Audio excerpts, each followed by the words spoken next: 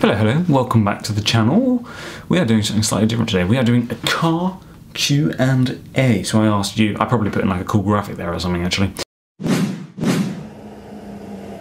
Anyway, I asked you guys for some questions and I received some questions, mostly about cars. So let's get into it. I've got my nice placard here. Hopefully you can read that. I think you can. Right, question one. What is the worst car you've driven? I haven't actually driven that many cars. In fact, I could put them all up on the screen here. I have driven the Vauxhall Zafira, the Golf, Mark IV Golf, of course, Citroen Ami, Toyota Corolla, Nissan Juke, and I think that is it. And in fact, the worst one out of those would be the Nissan Juke. I'm going to have to agree with Richard Hammond on this one. I just drove it for one driving lesson I had, and it was horrible. I mean, obviously, I wasn't a big fan of how they look anyway, because I don't think anyone is, but I got in and it was all cramped, didn't like it. Obviously, I was learning, so, you know, I haven't got the most good viewpoint, but it wasn't nice. It was all cramped. I didn't like where the gear stick was. The clutch was horrific and heavy, and it just wasn't fun to drive at all. Wouldn't rate it. So that is the answer to that one. Number two, what cars will you be looking at when you sell your Golf? Now this is assuming that I'm going to sell the Golf, because I might not. I love that car. Genuinely, if I could keep it forever and sort of turn it into something at some point, maybe if I kept it in, managed to do something vaguely YouTubey, I could turn it into like a bit of a project car and do something with it. That would be really, really cool. But if not, I don't know. There's a couple ones I'd be tempted by. At some point, I'd quite like to get a bit more of a sports car. You're going to question that when I say what I want to get. But I have considered getting a Toyota Celica because I really like them for some reason. I know most people will be like, why would you get that? Get the MR2. And the MR2 is cool, but for some reason I really like the Celica, and not very expensive and stuff. You still got, I think, 4 seats in most of them. So I would be tempted by that, because you can get that for like $2,000, so I could afford that if I sold my one, probably. But I don't know. If I had a bit more money, I'd be tempted by a more modern car. That's the only thing with the Golf, is it's a bit outdated. So I could be tempted by getting maybe like a Mark 6 Golf. Don't really love the Mark 5, so maybe go for the 6. Probably wouldn't get a Mark 8 because that's expensive and I can't afford it, and I don't like the infotainment system as much. So maybe I get a Mark 7 Golf, but I don't know. I don't have any plans to sell it. It's more likely that it just all breaks and explodes. Anyway, next question. Oh, and I have to preface this next question with I am now at university. As you can probably tell by my change of scenes, I'm at Salford Uni. Don't know if I should tell you that or not, but why not?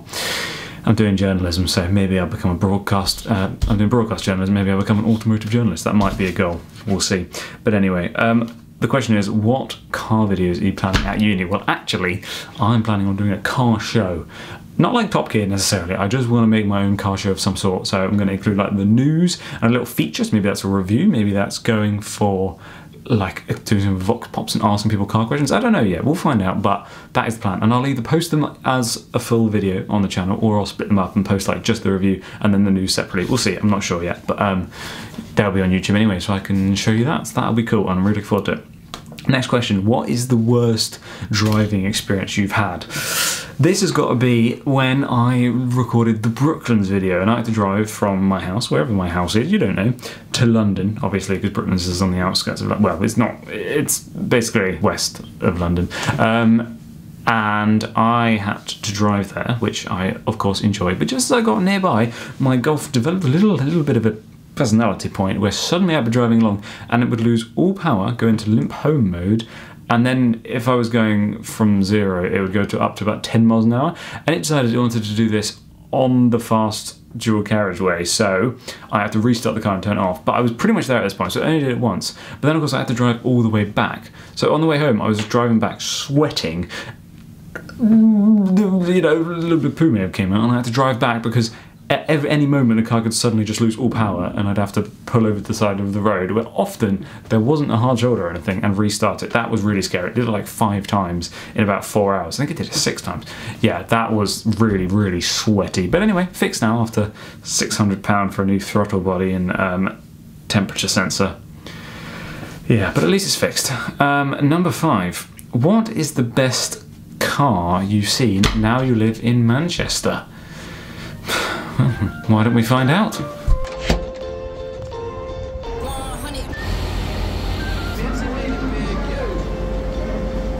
Yeah, they talking this and that, but it's easy calling that bluff. They want that gimme, but this isn't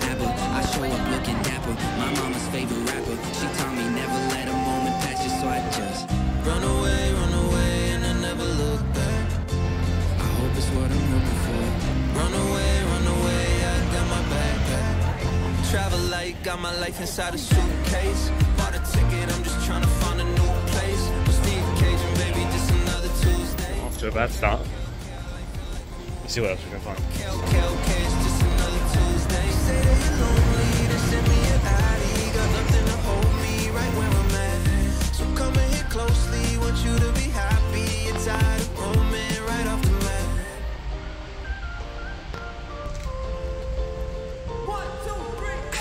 Look what I found. I'm in the car park like outside the Hilton Hotel, but I can't get in the actual Hilton car park because you can't self-park your car. You can only valet park. So I figure there's no way in. But Fake love, yeah, they give me fake love. You the only one I wanted with me on my way up. Can we just run away, and I never look back? I hope it's what I'm hoping for. Run away, I got my backpack. Travel light, got my life inside a taking a break from car spotting to go to the toilet in a Pure Gym because I have membership for all of them. Hope they let me in. They didn't let me in. Okay, it's just another Tuesday. Say that you're lonely, then send me an Addy. Got nothing to hold me right where I'm at. So come and hit closely, want you to be happy. You're tired of roaming right off the mat.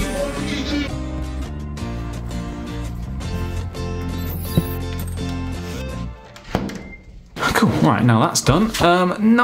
Question number 6, that's not how you speak. If you could turn either the Sphera or the Corolla into a car house, which would make the better Golf? This is referring, of course, to when I made my Golf into a house. And to be honest, I don't really know. I think I would say the Zafira on space-wise. The Zafira is a bit more spacious. I, of course, haven't driven it in a while. It's not been with us. And in fact, it's no longer on the roads, according to Number Plate Checker, which is one of the saddest things in my life so far. But I would just go for the Zafira, actually, because I don't like the Corolla that much. Steering, the driving, not that great. It's got a nice high-up seating position, but you don't need that in a house necessarily. And I just feel like the Zafira also smelled less. So less of a smell is good. So we'll find, I think I'll go with that, the Zafira. Yeah, Zafira is my answer. Right, number 7. What is my favourite or most regretted video? My favourite video, that's pretty simple. For me, is the Brooklands video, which is actually one of my least viewed, but that one is like the most like a documentary. I really enjoyed making that. Most proud of that one, for sure. So that is my favourite video. And my least favourite video, or my most regretted is probably the kayak car one, because that took me like 2 months to make. And I enjoyed making it, I just wanted to make something, but it was really, really dumb. Didn't get that many views, and I don't really like the video that much. Like, it's just a bit dead. I wanted to try something new though, so I'm quite glad I did it. But I learned a lot from it, so good, but I don't think I wouldn't do it now, basically. Like, yeah, that was a bit of a waste of time, but it was fun. It was fun, and you know, it's an okay video, but it's not that good. Right, question number 8. Have you seen the Das Auto Golf memes? Yes, I have. I'll put one in here.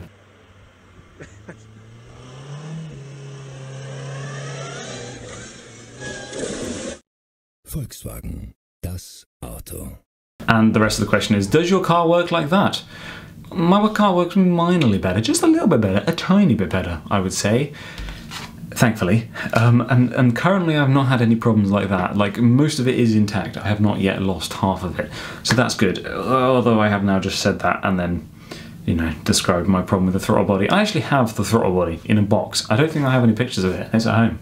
But, oh, maybe I'll get someone to send me a picture. Here you go. Here's a picture of the throttle body. Alright, okay, the next and final question is, oh, it's a bit different to a car one. It's an F1 based question. Who is the best F1 driver in history?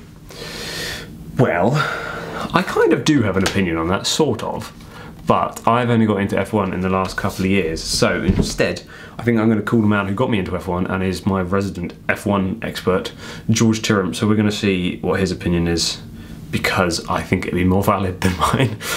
Let's see. We are calling.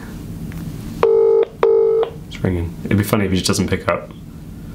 Hello. Good timing. Hello. I did pick up. You did, yeah, you heard that, didn't me? Hello.